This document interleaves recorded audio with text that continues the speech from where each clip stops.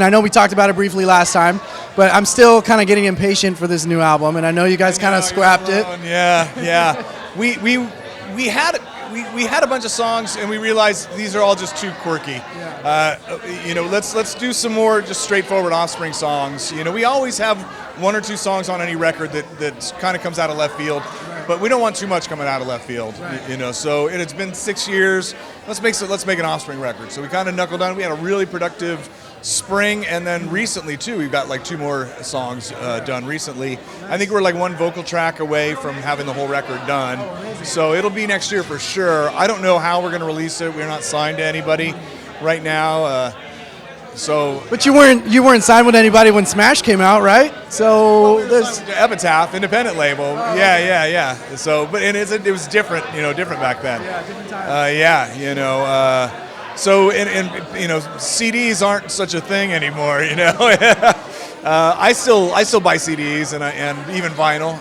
And my kid now buys vinyl. So we still want somebody that can help us out with all that, a company to do all that. But you guys went back with Bob Rock again, right? Yeah, working with Bob again. He's great. We just hit it off really well. We work all together in Dexter's studio.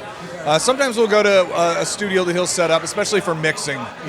Sometimes get a room with bigger speakers. But we've been doing it mostly in our studio in Huntington Beach. Keeping it local. Absolutely, yeah. So what is Bob Rock doing differently this time around that is challenging you guys, especially like whether instrumentation or even like vocal wise?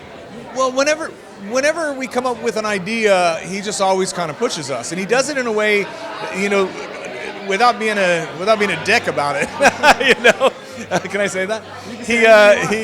You're Noodles, for God's sake. He can really push us to do our best effort, and like he'll say, well, the chorus is really good, but these verses maybe aren't all there. What can you do differently in these verses? And so we'll try different things there, and then beef up the verses. He's going, man, these verses sound really good. Now, what would you do with the chorus here? And so then we work on the chorus, and a lot of times things just kind of click and work out really well. Other times it's really kind of a labor, to get things to sound right.